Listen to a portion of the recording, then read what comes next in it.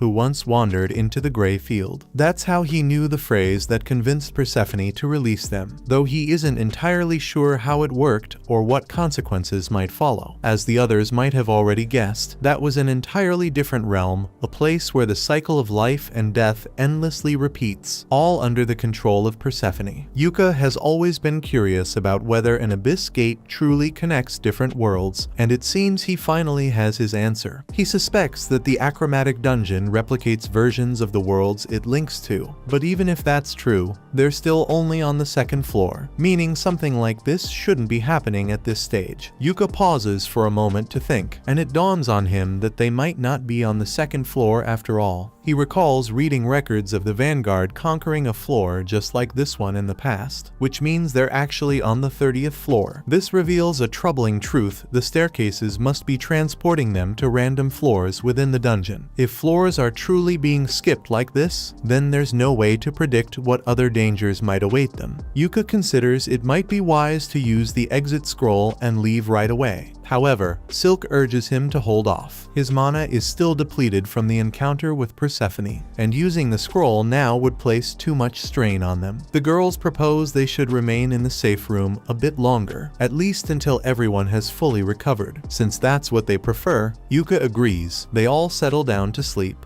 But when Yuka opens his eyes, he discovers he's been tied up, with Simon standing over him. He wonders why Simon, of all people, is here, but Simon casually responds that he simply followed Yuka and the others. Yuka immediately demands to know what he's after, but Simon tells him to relax unless he's okay with the girls getting hurt. For now, Camilla has only put them to sleep with a spell, so they're still safe. However, Simon reveals that they've obtained a slave collar from someone who holds a deep grudge against Yuka. As long as Rain is wearing it, she will be forced to obey any command he gives, even if that means killing her own friends. Yuka warns Simon that if he goes through with this, he'll be a criminal. But Simon couldn't care less. He's already on the verge of being exiled from the kingdom, making him a scumbag with nothing left to lose. With that in mind, Simon offers a deal. He's willing to release the girls, but only if Yuka does something for him in return. He then pulls out a statement and demands that Yuka sign it as proof that he acknowledges everything written on it as true. The statement claims that all the racist remarks about elves originated from Clover and that Thunder Pike was completely innocent. Yuka is in disbelief at what he's reading and insists he would never agree to something like that. However, Simon threatens to use the slave collar to force Rain into doing something extremely inappropriate if Yuka refuses, leaving him with no other option. Simon then starts violently beating Yuka out of sheer anger over everything he's endured since Yuka left the party. But Barry quickly intervenes, warning Simon not to accidentally kill Yuka, as he can't sign the document if he's dead. Simon acknowledges that Barry is right, but he's still determined to make Yuka suffer. He declares that he's going to command Rain to kill Silk and force Yuka to watch the entire ordeal. Desperate, Yuka pleads with him not to go through with it and agrees to sign the document. Simon steps forward, producing a quill and ink for Yuka to use. Meanwhile, Jamie stands in the background, visibly guilt-ridden over what her teammates are doing, but she doesn't escape blame, having allowed things to escalate this far. Yuka is just about to sign the document when, out of nowhere, a massive earthquake shakes the entire area. The tremor soon subsides, and Simon impatiently urges Yuka to hurry up and sign the paper. However, Yuka remains concerned about the sudden quake. This is supposed to be a safe room, meaning if an earthquake can reach here, it's a clear indication that the dungeon is becoming unstable. Simon scoffs, assuming Yuka is just stalling for time, but before he can can say anything else. The ground beneath his feet suddenly crumbles, sending Simon, Barry, and Camilla plummeting into the abyss below. The rest of the floor is on the verge of collapsing, so Yuka desperately tries to wake the girls up before they're sent plummeting to their deaths, but they remain completely unconscious. He quickly reaches for the scroll of exit to escape the dungeon immediately, only to realize that Simon must have taken his magic bag while he was asleep, leaving him without any of his artifacts. Before he can think of another plan, the floor gives out entirely, and Yuka, along with the others, is sent tumbling into the abyss. Luckily, midway through the fall, Jamie casts a falling control spell that allows them all to land safely, all except Simon, Camilla, and Barry. Those guys are hurt badly, and they deserve every bit of the pain. Simon yells at Jamie for helping Yuka instead of him. They've got bigger problems to deal with because a ton of orcs have surrounded them, and they have no way out. Jamie runs over to Simon and grabs Yuka's magic bag to return it to him, and once he has his bag back, he pulls out the scroll of sanctuary to cast a barrier, while Jamie undoes the sleep spell Camilla cast on the girls. Once the girls regain consciousness, Rain takes charge of maintaining the barrier, giving Yuka enough time to activate the scroll of exit and ensure they all escape from this place, including Thunder Pike as well. Jamie questions whether he's certain about this, pointing out that he has every reason to leave her and the rest of Thunder Pike behind to perish. However, despite the sheer cruelty of their actions, Yuka refuses to abandon them to die inside the dungeon. Unfortunately, Yuka failed to anticipate just how reckless Simon could be, as he chooses to take Rain hostage while she's focused on maintaining the barrier. As a consequence, the barrier collapses, leaving the others no choice but to engage the orcs to keep them at bay. Yuka wants to intervene, but he's completely trapped in the scroll activation state, rendering him helpless, meaning Simon might actually end up killing Rain. Fortunately, Jamie rushes in from behind Simon and tackles him to the ground, saving Rain just in time. The scroll is on the verge of activating, so Yuka shouts at Jamie to hurry over to his side so she can teleport out of here with the rest of them. But before Jamie can make a move, Simon strikes her in the face and begins heading toward the teleportation circle. Barry and Camilla beg Simon to carry them to the circle as well, since they're unable to move on their own. However, Simon no longer cares about them and is perfectly fine abandoning them. However, just as he's about to reach Yuka, Jamie blasts him through the knee with a laser, halting his advance. Yuka calls out to her again, urging her to hurry as the scroll is moments away from activating, but there's no chance she'll make it in time. Instead, she simply smiles, accepting her fate as Yuka and the others vanish, teleporting away. Simon starts to panic once he realizes he's completely out of options. With the orcs closing in, he resorts to his last desperate move, pulling out an injection and stabbing himself in the neck. Nonetheless, Jamie is trapped in the dungeon. She's managed to survive for the time being, but her time is running out, so she decides to turn on the stream camera to record one last message. She begins by recalling how Yuka was always so kind to her, even going out of his way to help her get medicine for her brother, but she never repaid him for any of it, as she never fully grasped how costly it all was. It wasn't until after Yuka had left the party that she realized just how much effort he had put into helping them, and now she feels a deep sense of shame for her actions. She knows Yuka will never forgive her, and she honestly believes she doesn't deserve his forgiveness for what she put him through. Jamie hears Simon angrily calling her name and knows she can't let him find her. She sends out a recording exposing Thunder Pike's crimes and apologizes to Yuka for her actions. After watching the stream, Yuka feels guilty for leaving Jamie in the dungeon, but Rain reassures him it wasn't his fault, though it seems unlikely Jamie could survive alone. Benwood reveals the guild recently picked up a distress signal from the dungeon. Despite the static, they recognize Jamie's voice, confirming she's still alive. However, guild officials are hesitant to send a rescue team due to the extreme dangers of the achromatic dungeon. Yuka jumps up, determined to volunteer for the rescue mission, refusing to let a friend die below. He asks Benwood to help him find another scroll of exit, insisting he'll pay any price for it. Benwood agrees to assist, but reminds Yuka that the rescue mission hasn't been approved yet. As the guild master leaves, Yuka tells the girls he plans to go alone to avoid putting them in danger. However, the girls refuse to let him, knowing Yuka's tendency to act recklessly on his own. They also feel indebted to Jamie, acknowledging that without her, they might not have survived the dungeon, and Rain would have been trapped in a life of servitude. They're not letting Yuka go without them. Yuka calls Rain over and uses the cursed mark he received to cast a spell, successfully disabling her slave collar. Rain is stunned, as slave collars are notoriously difficult to remove. When she asks what spell he used, Yuka explains it's likely dark magic, though he's not entirely sure how he knows it. He suspects the mark of Persephone is forcing new skills and spells into him, possibly making him a disciple of the immortal ruler. Yuka jokes about keeping it a secret, but the others are visibly concerned. He reassures them, saying Persephone seems to have taken a liking to him for now, so the mark shouldn't be an immediate issue. At that moment, someone begins pounding on their front door, and the voice of Besio can be heard shouting for them to come out. Yuka steps outside to confront him, and Besio arrogantly berates him for taking so long to answer. He then swings a punch at Yuka, but Yuka swiftly counters by kicking him in the groin. Seeing their master struck, Besio's guards reach for their swords, but Nen and Marina quickly knock them out. Yuka then informs Besio that if he was counting on Simon successfully blackmailing them, he's completely wrong, and given the injuries Simon suffered, he probably already perished in the dungeon. Besio panics, but remains confident Simon managed to place the slave collar on Rain. He pulls out his slave control device and orders her to come out. Rain slowly exits the house, leading Besio to believe the collar worked until she smashes him over the head with a steel stick. As she prepares to finish him off, Yuka stops her, reminding her that Besio is an important merchant in this kingdom and killing him would bring legal trouble. Rain agrees to spare him but insists on delivering a fitting punishment. She slaps the slave collar around Besio's neck, takes the slave control device, and warns him that if he ever comes near them again, she'll make sure he dies a painfully slow death. Besio pleads with Rain, claiming he just wants her to like him, but Rain shuts him down, stating she belongs already to Yuka and would never be interested in someone like him. Stunned, Besio struggles to process her words, while Yuka grows increasingly frustrated with his obsession. Yuka steps in and uses dark magic to cast a spell on Besio, ensuring that if he tries to approach Rain, his blood will boil a harsh but effective deterrent. Yuka then hands Besio over to the guards. Meanwhile, the group prepares for the rescue mission, gathering all the necessary weapons and medicine. However, they're stuck waiting for a scroll of exit, a rare item essential for the mission. Even with Benwood's help, there's no guarantee they'll find one in time. Right at that moment, someone begins pounding on their front door, prompting Yuka to go and check who it is. He finds Lucent, the leader of the Orank party Scordia, standing there. Lucent explains that he heard Yuka needed a scroll of exit, and, as it happens, he has one with him, so he's come to deliver it. However, before handing it over, he asks Yuka why he's planning to enter the achromatic dungeon once more. Yuka responds that he's going to rescue a friend who's in danger, and that's enough for Lucent. With that, he gives the scroll to Yuka and wishes him good luck. With that, Yuka and the others make their way to the entrance of the achromatic dungeon, but Benwood and the receptionist intercept them there. They inform Yuka that the board has concluded it's too risky to send a rescue team to save Jami. Despite this, the guildmaster has no plans to prevent them from entering, though he will have no choice but to impose sanctions on them once they return. Yuka accepts this, as Jami's life is at stake, and he's willing to face the consequences. The guildmaster questions Yuka about whether he even knows where to start looking for Jami in the dungeon. Yuka admits he's not entirely sure but feels confident things will work out. He explains that the achromatic dungeon is unique. It transports adventurers to entirely different worlds, and the world you end up in seems to be shaped by your subconscious thoughts. For example, when Benwood and Mammer entered believing it was the most dangerous dungeon, that's exactly what they experienced. Similarly, when Yuka and his party entered with the goal of finding abnormalities, they encountered the most bizarre place imaginable. Following this logic, Yuka believes that if they enter the dungeon with the clear intention of finding Jami, the dungeon should lead them directly to her. The group enters the dungeon and pushes forward, taking down the monsters on the first floor as fast as they can.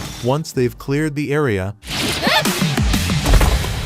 They make their way down the staircase, hoping it will take them directly to the floor where Jami is trapped. It seems their plan worked because they arrive at a different floor, meaning Jami must be nearby. However, the eerie atmosphere unsettles everyone. The entire place looks as if it has been completely destroyed. Wanting to get out as soon as possible, Silk urges them to find Jami quickly so they can leave right away. Nen spots a trail of blood leading into an apartment compound, and the group follows it, only to find Jami severely injured and bleeding out by the well. But she's not alone. Simon suddenly appears, shocking Yuka, who can't believe Simon survived the dungeon after his extensive injuries. As Simon approaches, tension spikes. He was already dangerous as a human, but now he's something far worse. The eerie feeling reminds them of their encounter with the Shadow Stalker, and Yuka pieces it together. Among the artifacts Besio gave Simon, there was one especially perilous. Simon must have used it to transform himself into an undead, clinging to life in a horrifying new form. Simon remains dead set on making Yuka suffer for everything he has endured. Marina rushes in to stop him, and Yuka quickly enhances her with a physical enchantment as she engages him in battle. Though Simon still holds the upper hand in raw strength, making it difficult for Marina to overpower him. She is fast enough to land a single clean hit, slashing his arm off before pulling back. Under normal circumstances, losing an arm would mean the end for Simon, but now that he's undead, he effortlessly regenerates it as if nothing had happened. With a smug grin, Simon boasts that he has achieved immortality, making it impossible for them to kill him no matter what they attempt, and he won't stop until he has ended Yuka's life. Simon fires an energy blast at the group, forcing Yuka to use a light shield scroll to protect everyone. Though Yuka never wanted to kill Simon, he realizes the creature before him is no longer human, and knows he has no choice but to take Simon down to save Jami. Simon charges at Yuka, but Yuka dodges and casts a trap spell. Marina and Nen move in to attack,